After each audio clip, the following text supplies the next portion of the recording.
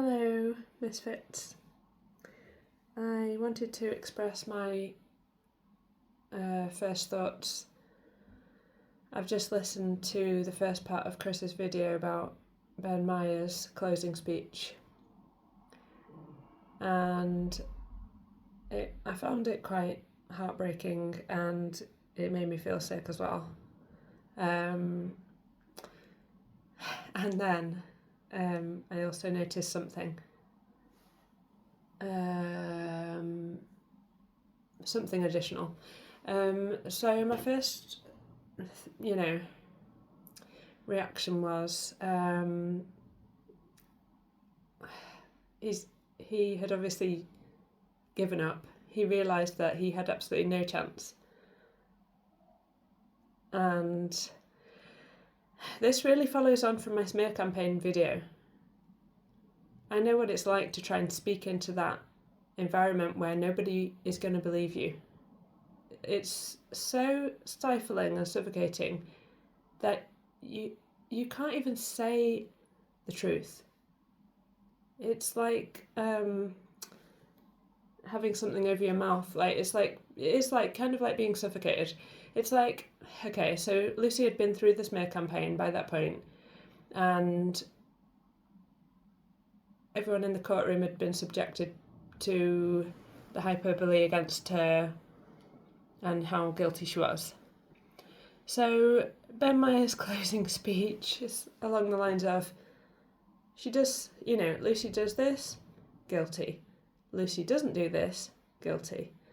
Lucy says this, guilty. Lucy doesn't say this, guilty. Lucy was there, guilty. And then that's how it goes on. So you're just kind of like holding your head in your hands thinking like, why is he coming at it like this? Because it's, he's not even saying what we would go in and say. Lucy's a lovely person. She's dedicated her life to looking after babies, and then describe the smear campaign that's been done against her. He couldn't anymore. Even if he had the clear sight to do that by that point in the proceedings, he couldn't because of the environment that had been created against Lucy. So he goes on with this something guilty, something guilty, something guilty. And we're thinking like, you're not really helping here. And then he goes, well, can I suggest, this isn't a direct quote, but he says along the lines of, can I suggest that you take a presumption of innocence? And just to say that sentence, I think it took a lot to say it. I've been in a position where there's been a smear campaign against me, and I wanted to say to the person I was having a conversation with, I don't think I've done anything wrong. It was so hard to get those words out of my mouth, even though I hadn't done anything wrong, but it felt like it was illegal. It felt like, the truth could not be uttered. There was no space for it. It was just completely unwelcome, and it just reminds me of speaking to the wrong audience. If I was him, I wouldn't have done that job anyway, but I wouldn't have been capable of being a lawyer, but why did he bother, in a sense? By that point, I would have quit, because there's no way he was going to, sort of be heard. Nobody was listening. It's like talking to the wrong audience, because that audience in that room, they weren't able to hear what he was saying. So he says it's something like, this is going to I can't remember, like a bucket of ice water over you, but can you presume innocence? That should be the basis already. So, but just to say that fact, or that request, was just so much by that stage because of the smear campaign, the success of the smear campaign against Lucy Letby. So the other thing I noticed was that he starts off by saying, something like, I wasn't aware of spectacles and now I am aware of spectacles, so you'll see the glasses appear. And, those of you who've read Louise Hay, that work in that work on healing your body is really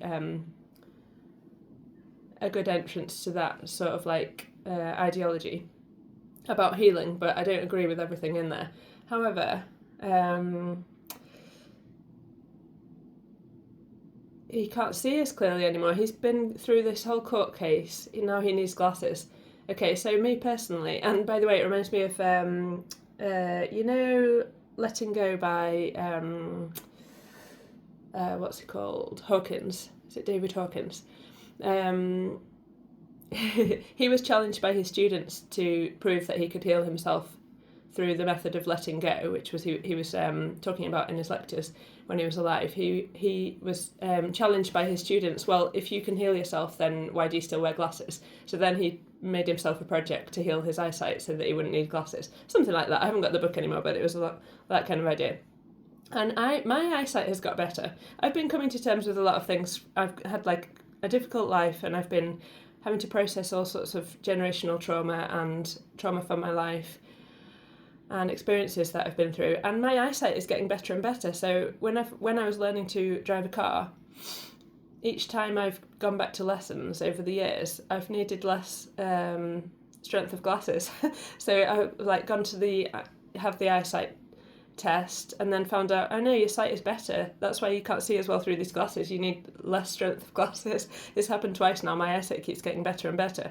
So it can happen. Like, to me, I feel like it's quite a good indicator if we're needing like stronger glasses, that for the filters that we have on our experience and like the way that we're seeing things around us, we're not able to see them clearly, then our eyesight is declining. I mean, obviously there's physical reasons, so I'm not saying that's the full story, but I do have that personal experience of my eyesight getting better, and it's quite exciting. It's quite fun to realise that, you know, things can heal with our emotional healing, even though it's definitely not the full picture, and we don't really have agency to, I don't think, heal everything in our own life, especially not on our own in isolation, which is a problem that I have a lot. I need group and community, and it can't be just done me just stewing in my own juices. So Ben Myers needed glasses by the end of it, and I can understand that. And he kept saying guilty, guilty, guilty, which I feel like, for goodness sake, you know, stop saying guilty. But I can understand it as soon as I compared it to my personal experience when I tried to speak the truth after I'd been through a smear campaign. And I tried to speak this truth, and it was so hard to get this sentence out. It did feel like shattering ice. It felt like that cold bucket of water that he described. I think he said, you know, it felt like that. It felt like I was saying something totally outrageous, and it was just normal. It was just a comment that I had to make, which was a truthful comment, a simple statement, a logical statement. But just to say it out of my mouth was so hard, and I did it, and it's just kind of like, this is not going to work. It doesn't make any difference.